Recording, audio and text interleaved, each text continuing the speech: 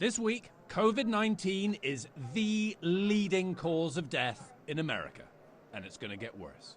We have not yet seen the post-Thanksgiving peak. By the spring, more than 500,000 Americans could be dead. And while we're all excited about the vaccine, the reality is the model says the vaccine probably by April 1st will only save about 10,000 or to 11,000 deaths. Thursday was the worst day of this pandemic so far. A record number of new cases, a record number of Americans in the hospital, and 2,879 dead. The most lives lost in a single day, one gone every 30 seconds. Help is on the way. We can see the light at the end of the tunnel. A hint at how the next administration will handle this hell? I'm going to ask the public for 100 days to mask. Just 100 days to mask. Not forever, 100 days. And I think we'll see a significant reduction. Masking alone could save tens of thousands of lives. It's cheap and it doesn't shut down the economy. Shutdowns or lockdowns are really not on the table, at least not from the Biden-Harris team. And Fauci will be on that team, chief medical advisor. I said yes right on the spot. Meantime, new national jobs numbers suggest the economic recovery is stalling. Today we have over 1,000 families coming through this line to take this box home and provide it to their families. Unfortunately, this is the last week of this coronavirus food assistance program. And in many places, public school enrollment is down. Distance learning, just not the same.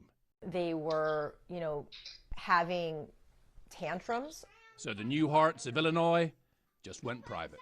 We had to do a lot of number crunching, but we felt like it was something that we had to do.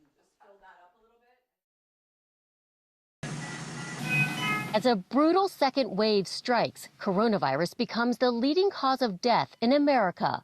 14,000 deaths have been reported since Thanksgiving.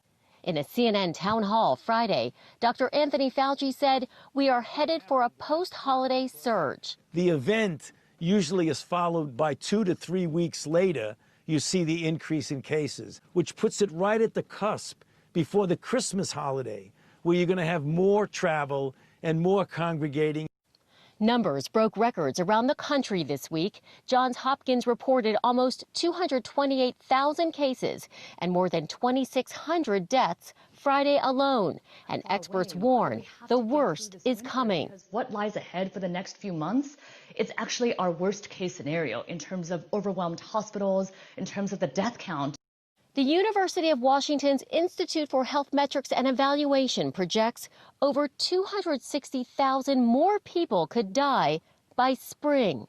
The CDC tweeted Friday hospitalization rates are at an all-time high, reiterating to the public, wear a mask, wash your hands, avoid crowds. New CDC guidelines also urge postponing travel and, in some circumstances, wearing a mask at home. In California, COVID cases shatter hospitalization and ICU records, hitting a single-day high of more than 22,000 cases, almost 10,000 hospitalized, and over 2,200 in ICU. Governor Gavin Newsom imposes emergency measures with a regional shutdown order of 5 Bay Area counties, covering more than 5.8 million people. The order will require bars, theaters, and salons to close, while retail must operate at 20% capacity. Masks will be mandatory. The bottom line is, if we don't act now, our hospital system will be overwhelmed. If we don't act now, we'll continue to see a death rate climb, more lives lost. Orders go into effect this weekend. Statewide orders are expected soon. New hope is on the horizon, with pharmaceutical companies working to obtain FDA approval and states making vaccine distribution plans. But the public is urged to take immediate action. If we as a country uniformly do the things that we know can mitigate against spread, those simple things alone, despite the enormity of the problem, can make a difference. President-elect Biden said this week he will push major mitigation efforts when taking office. I'm going to ask the public for 100 days to mask. Just 100 days to mask. Not forever, 100 days. And I think we'll see a significant reduction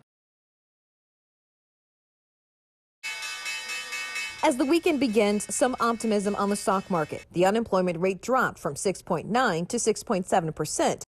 But a dire jobs report released Friday and record-breaking COVID cases nationwide, creating a sense of urgency over a potential stimulus bill. There is momentum with the action that the senators and House members in a bipartisan way have taken with them. The bill could include a halt on evictions, more money for the Paycheck Protection Program, and $16 billion for a COVID-19 vaccine and distribution, amongst other measures. Good afternoon, folks. President-elect Joe Biden says he's optimistic lawmakers will act soon, but also stressed the grim consequences if they don't. 12 million Americans will lose their unemployment benefits they rely on. Merry Christmas. The unemployment benefits allowing them to keep food on the table, to keep the lights on and the heat on, pay their bills. But another $1,200 stimulus check might be out of the question for Republican lawmakers trying to keep the cost of the bill below $1 trillion. We'll be able to look at this and say, okay, maybe a detail or two more to work out, but we've moved beyond a framework into kind of a fleshed out. We anticipate having that ready. In Washington, I'm Nadia Romero.